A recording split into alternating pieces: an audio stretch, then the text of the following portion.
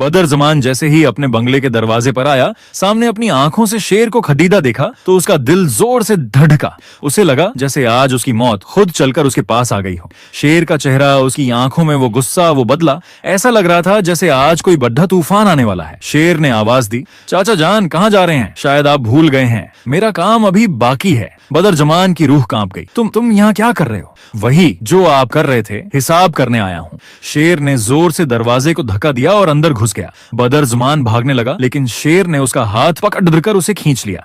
बदर जमान जमीन पर गिरा। उसने हाथ जोड़कर कहा, शेर मैं जानता हूँ मैंने गलती की, मुझे माफ कर दो। शेर हंसा, लेकिन उसकी हंसी में कोई खुशी नहीं थी, सिर्फ दर्द था। माफ? जब आप मेरे बाबा की जान ले रहे थे तब आपने सोचा था, जब मेरी फज्र को निशाना बना रहे थे तब सोचा था। बदर जमान का चेहरा पीला पड्डी अच गया। तुम्हें कैसे पता चला? ये तो आपको पता चलेगा, लेकिन बहुत जल्द। शेर ने उसे गर्दन से पकड़ धोकर खद्दोहा किया। मैं आपकी जिंदगी खत्म करने नहीं आया, मैं आपको आपके गुनाहों की सबसे बद्दी सजा देने आया हूँ। और तभी पीछे से आहद और फहद भागे भागे आए। उनके चेहरे पर डर साफ दिखाई दे रहा था। शेर क्या कर रहे हो? शेर ने आहद को धक्का दिया, वो लड्डू खदा कर गिरा। फहद पीछे से शेर पर हमला करने की कोशिश कर रहा था, लेकिन शेर ने एक झटके में उसका हाथ मोड़ा और फहद के हाथ से उसकी बंदूक नीचे गिर गई। फहद दर्द से चिल्लाने लगा, तुम्हारा बाप ही नहीं, तुम दोनों भी मेरे बाबा की मौत में शामिल हो। तुम्हें लगता है मैंने तुम्हें छोड़ दिया था? शेर ने कहा।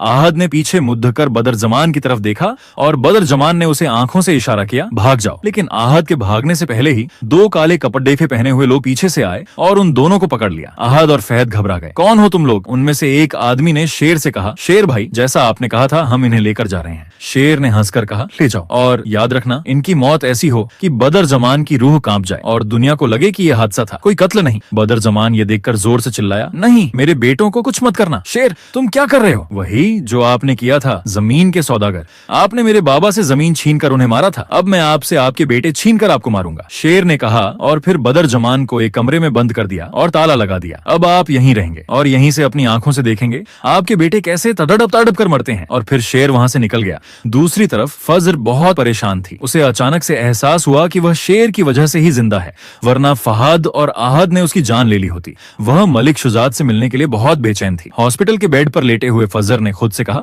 बाबा को मनाने के लिए मुझे कुछ करना होगा। तभी एक नर्स ने उसके कमरे में आकर कहा, मैडम आप जल्दी से चलें, आपके बाबा को किसी ने जहर दे दिया है। फज्र का दिल डूब गया। क्या बाबा को? किसने?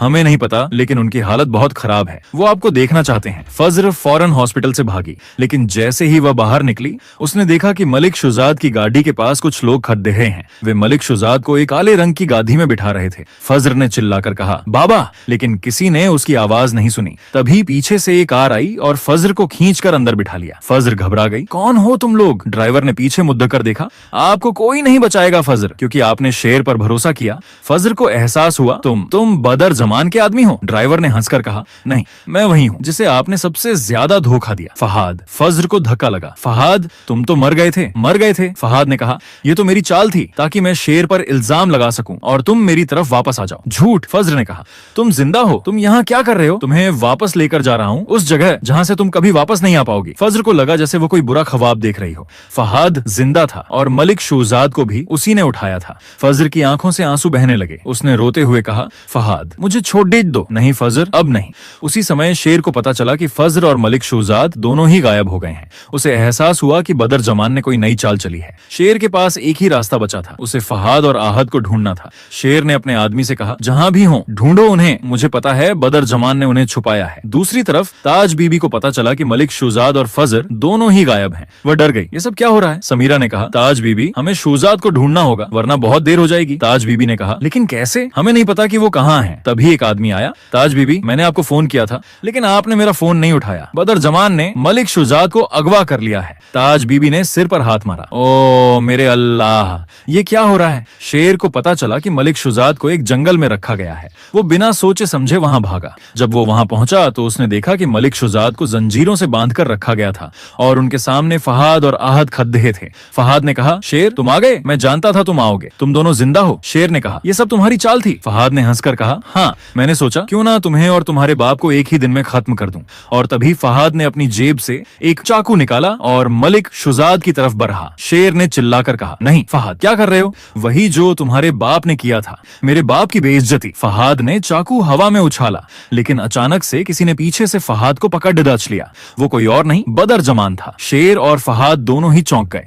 बदर जमान ने गुस्से से कहा, फहाद तुम यहाँ क्या कर रहे हो? फहाद ने कहा, मैं बस इंतकाम ले रहा हूँ पापा। इंतकाम? बदर जमान ने उसे जोर से थप्पड़ीच मारा।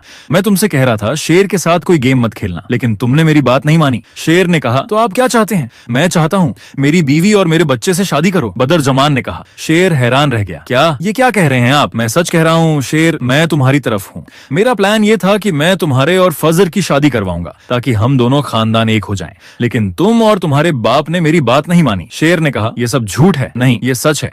मैंने ही फहाद को कहा था कि वो तुम्हारी फजर से शादी करे ताकि मैं दोनों खानदानों को एक कर दूं। ये सुनकर शेर को बहुत गुस्सा आया। इसका मतलब है ये सब आपकी चाल थी? आप हमें बेवकूफ बना रहे थे? नहीं, मैं तुम्हारे लिए काम कर रहा था, लेकिन तुमने मेरी बात नहीं मानी। शेर ने कहा, तुम्हें क्या चाहिए? तुम्हारी बहन की शादी मेरे बेटे से हो जाए और तुम्हारे बाप की सारी दौलत मेरे नाम हो जाए, बदर जमान ने कहा।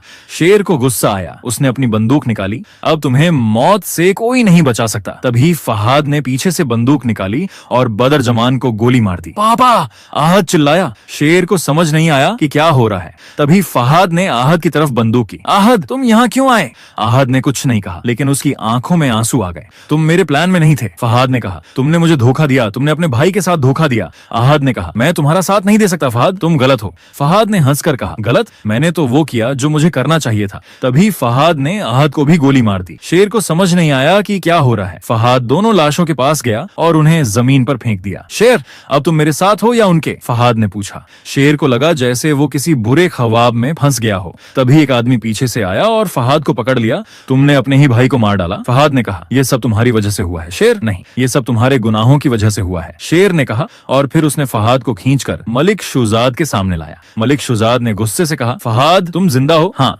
और आज मैं तुम्हें बता रहा हूँ कि तुम मुझे कभी नहीं मार सकते। मलिक शुजाद ने कहा, मैं तुम्हें माफ नहीं करूंगा। और तभी मलिक शुजाद ने अपनी बंदूक निकाली और फहाद को गोली मार दी। शेर को धक्का लगा, क्या अंकल, आपने फहाद को गोली मार दी? हाँ, उसे कोई नहीं मारेगा, सिर्फ मैं, मलिक शुजाद ने कहा। यह सब देखकर शेर ने सिर पर हाथ मारा। ये सब क्या हो रहा है? फजर ने कहा, क्या हुआ शेर, तुम ठीक तो हो? शेर को पता चला कि फजर जिंदा है और उसके साथ कुछ भी नहीं हुआ। फजर, तुम ठीक हो? हाँ, मैं ठीक हूँ। फजर ने कहा, मैं बस तुम्हारे लिए आई हूँ। शेर ने कहा, मेरे लिए? लेकिन क्यों? क्योंकि मैं तुमसे मोहब्बत करती हूँ, फजर ने कहा। शेर ने फजर को गले से लगा लिया। फजर, मुझे यकीन नहीं हो रहा कि तुम ठीक हो। तभी एक आदमी आया, शेर भाई, बदर जमान जिंदा है और वो भाग गया है। शेर का दिल बैठ गया। बदर जमान भाग गया था। शेर ने कहा, ये क्या हो रहा है? मुझे लगता है कोई और भी है जो हम सबको धोखा दे रहा है। शेर ने कहा, कौन? मुझे नहीं पता। शेर ने कहा, ये तो मेरी भी कहानी नहीं है। तो दोस्तों, अगर आप जानना चाहते हैं कि बदर जमान कहाँ भागा है और कौन है वह नया किरदार जो इस कहानी में ट्विस्ट ला रहा है, तो इस चैनल को सब्सक्राइब कीजिए और इस वीडियो को लाइक और कमेंट करना मत भूलिएगा। और हाँ, कमेंट में ये भी बताएं कि आपको क्या लगता है कि अब आगे क्या होगा। तो जी दोस्तों, अब आप लोग इस ड्रामे के हवाले से क्या राय रखते हैं कि इस ड्रामे में जो बुरे कैरेक्टर है उसका क्या अंजाम होना चाहिए और इस ड्रामे का एंड क्या होना चाहिए? इस हवाले से आप लोग अपनी राय हमें कमेंट सेक्शन में लाजमी दीजिएगा। और अगर आप लोगों को हमारी ये वीडियो पसंद आए तो अपने दोस्तों के साथ लाजमी से शेयर कर दीजिएगा। बहुत शुक्रिया एंड थैंक्स फॉर वॉचिंग।